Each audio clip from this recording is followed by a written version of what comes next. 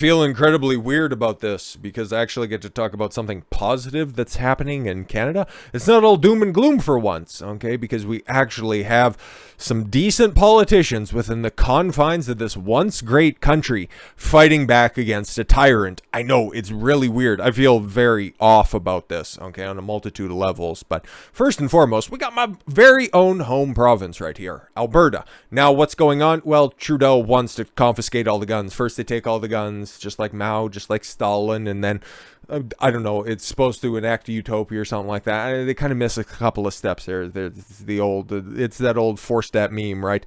They take all the guns, terrorize the population, bunch of question marks, and then profit for the Trudeau family. Something like that, you know.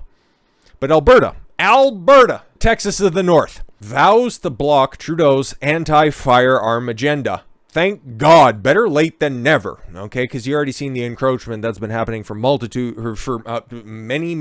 years at this point. Let's be completely honest, okay? All of this started with that very sketchy situation in Nova Scotia a couple of years ago at this point, where a guy whose bank account ended up getting a conspicuous amount of money from the RCMP. Less said about that, the better, I guess. Shooting up a bunch of people, but it's in Nova Scotia. Most of them probably weren't contributing to society in any profitable way, you know, high unemployment over there. But that ended up happening. So then Trudeau decided, you know what we're going to do? We're going to start taking away a select amount of long guns. Fucking why? One person was acting nuts, okay? And then he got taken down by the RCMP. Great, wonderful, fantastic. The stupid Mounties ended up burning one of their fucking contacts. And then after Uvalde, Texas school shooting, Trudeau just decided, yeah, no, we need to get rid of the rest of the guns. Makes a lot of fucking sense. Make that make sense, okay? Some one-off event that happens in fucking Texas where the law enforcement officers were 77 minutes fucking late, and then in order to make Canada, a place where mass shootings really aren't a thing, and the only type of gun violence that happens is in downtown Toronto. Oh, gang violence is a big fucking issue in Vancouver and Toronto. Weird how that shit happens, right? Big cities run by liberal governments. Fucking weird. But because that happens, everybody needs to lose their right to own a firearm. Oh, okay, that makes sense. See, it wouldn't look so bad if it wasn't for such a corrupt politician. You know, somebody who just decides at a moment's notice, yeah, we don't like honking, so we're just going to bring the military in here and clear out all these trucks because they're extremists. Okay. Over the summer, Federal Public Safety Minister Mark Mendicino sent a letter to Alberta Justice Minister Tyler Shandro asking for the province's help in carrying out Trudeau Liberals' gun buyback program set to take effect in the coming months. On Monday.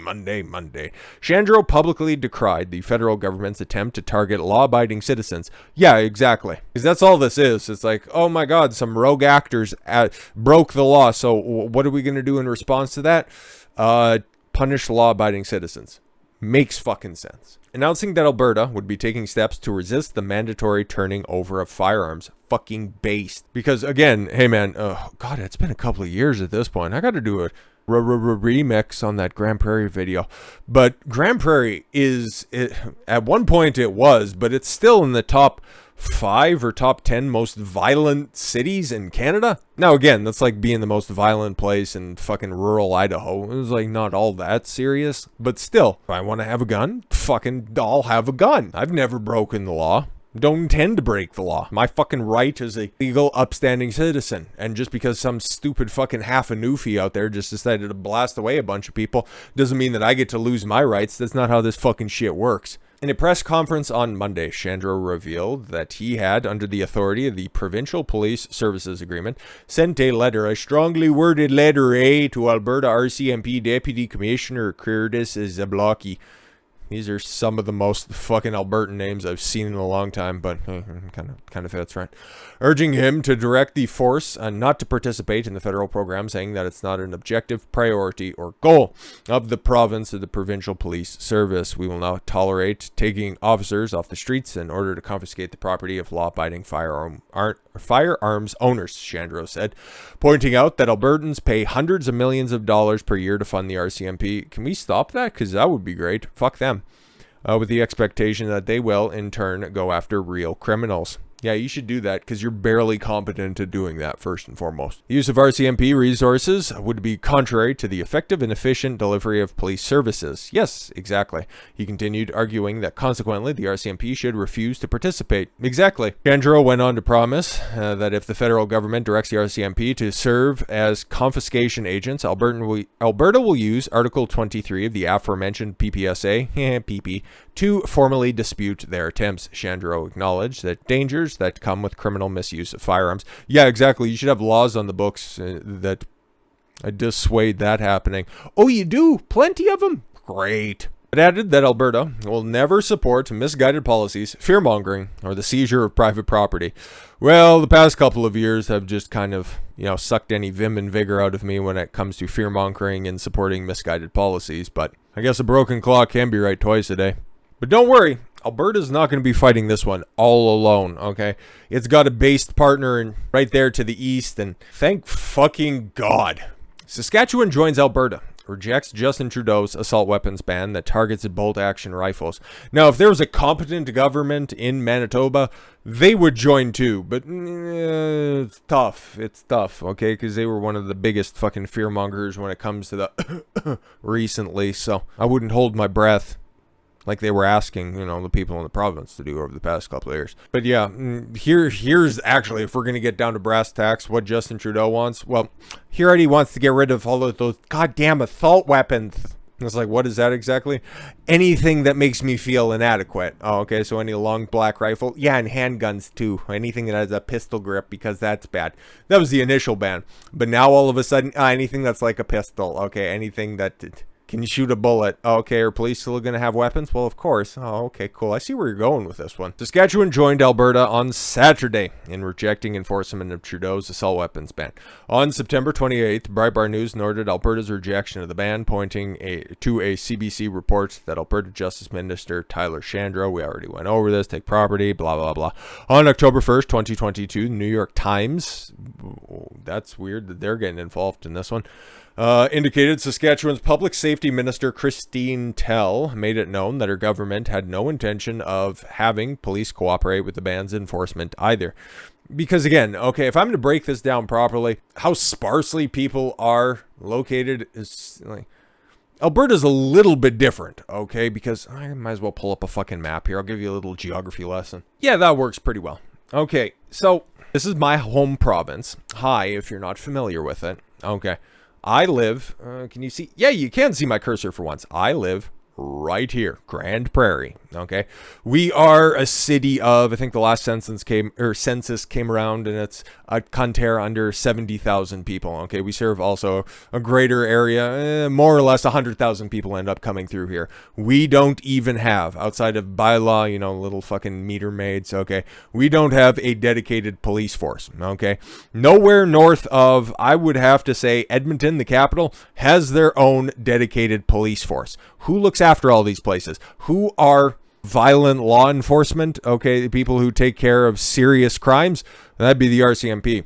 We got a cop shop right here. Okay, that is the RCMP's police station. Okay, and they look after everything to the north. So you have all of the people, all of the little cities and towns. There's one city. Okay, you got Fort McMurray over here. The rest of this shit, not too many people live up here. Let's keep it a buck. So the RCMP has to look after all of these different places. Okay, there's little fucking posts in Falher, Peace River, think in Fairview. That's where Jordan Peterson's from. See, 2 hours north, or about an hour and change north. Okay, Manning, North Star, Fort Chipewyan, Fort Vermilion. Okay, they got to look after all of these fucking places as well.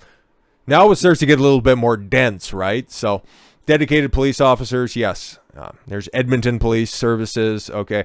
Now you get most of the people that end up living here, okay. Calgary, of course. Calgary's the biggest city in Edmonton. They have their own dedicated police force, but the rest of this stuff, maybe Medicine Hat. I think Red Deer might as well, but outside of those couple of places, those couple of cities that have 75, 100,000 people, like I think Red Deer has 100,000, Medicine Hat maybe. Lethbridge is right there on the cusp. The RCMP looks after all of those fucking places, okay, as spread out as that shit is. And Saskatchewan's kind of more hilarious. I'll keep it a buck with everybody. Never been to Saskatchewan, Mostly because there's nothing to do. The old joke is, if you have a farmer in Saskatchewan, if he ever loses his dog, he can just look in any direction. He can see him running away for 3 days because it's flat. It's fucking nothing is there. Very few lakes, very few things to do outside of being in Regina and where's Saskatoon at? Yeah, Saskatoon right there. Those are the only big cities that are in Saskatchewan, okay? I'm sure that they probably have dedicated police departments, but it's just the lower third. The lower third is where most people live. Moose Jaw also might have their own fucking police department, but the RCMP looks after this entire gigantic fucking province. Ain't nobody got time to fucking worry about what a bunch of farmers do with their own fucking rifles on their own farms, for Christ's sakes, because most of those places in the north, both in Alberta and in Saskatchewan, those are just big farms. And you want to take away hunting rifles and you want to take away fucking protection rifles because, again, you call up the RCMP and you're in, I'll just throw it out there, Spirit River or something like that. Sure, they got a police station that's out there, but if you're anywhere close to Blueberry Ridge or some shit like that, if you're in between the two and you got a fucking pack of wolves or you got a grizzly bear on your fucking location and that's tearing through your livestock, or you're just supposed to send it a very strongly worded email. Hey, Yogi, get off my fucking property, eh? We can't have you out here killing all my livestock, huh? These people need their fucking guns as much as anybody else, especially in this fucking city, too. Motherfuckers are crazy out here, especially during 2008 to about 2012 when things were rough. But Stephen Harper, who was Trudeau's predecessor and the last good prime minister that was out here, kind of insulated us from most of the problems. But Grand Prairie being kind of a transient city, because when the big oil boom ended up happening, everybody from all over the country decided to descend upon here. So when anybody was laid off or something like that, there were a bunch of desperate people. So my father had his vehicle broken into. Okay, everybody in the family's cul-de-sac, they were either party to or were a victim of a break-in, okay, either into their vehicle or he had people trying fucking doors trying to see if anything was open. But Trudeau doesn't care about that. He just thinks that, oh my god, guns, he's just all of these conservative people that are out there are just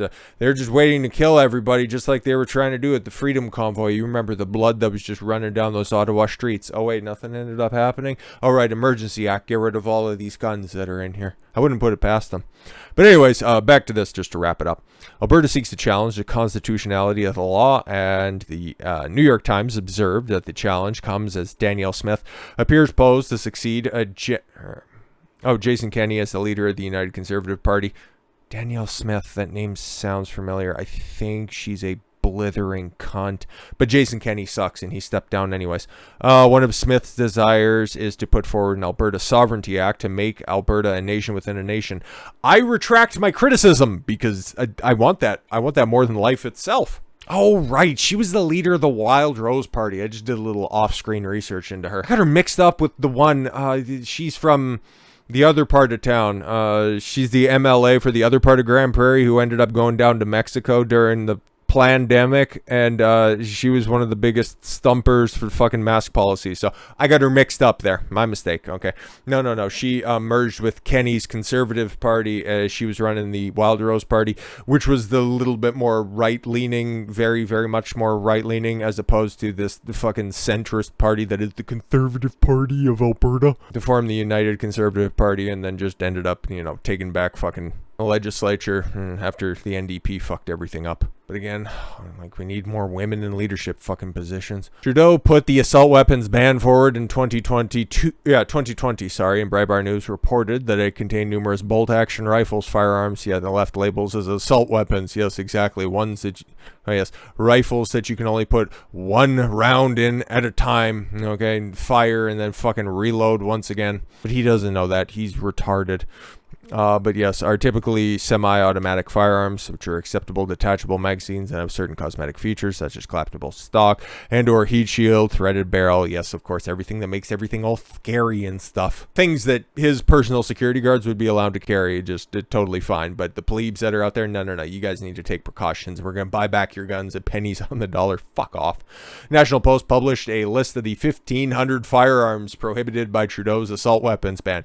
1,500 different types of firearms. So yeah, I don't even know if my fucking pocket knife or Leatherman won't eventually be on this assault weapons ban. List included a Barrett M99, which is a single-shot bolt-action rifle designed for long-range shooting. Yeah, exactly. Well, why do you need that? Why do you need to take it from me? Fucking retarded. Ban also includes SIG 50, the Bluegrass Armory Viper XL50 BMG. What about the BFG from Doom? Is that off limits? Because I'll take that.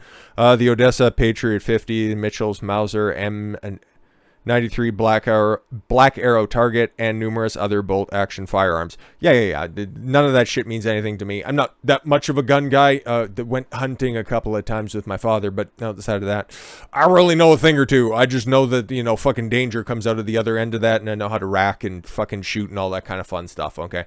There are a lot of other people just in my vicinity that are vociferous hunters, and, well, maybe they are. They just like the aesthetic of camouflage because that's fucking everywhere, and it makes me sick to my stomach. But still, I like guns. I like self-protection. I like all of that kind of fun stuff. If you want to have a fucking arsenal like that behind that crazy old lady who looks like just about everybody in Grand Prairie, let's fucking stop it. It's an ugly fucking city. But still, if you want to have that background, hell, I would love to have that type of background. I think that'd be dope as fuck. And there's nothing frightening about that. But this is just, once again, misguided policies from a fucking tyrant. I can't even say from somebody who's uneducated on the position, because Justin Trudeau doesn't give a fuck about what goes on in the West. He doesn't give a fuck about what goes on outside of what he can see and grasp and take. He knows exactly what he's doing.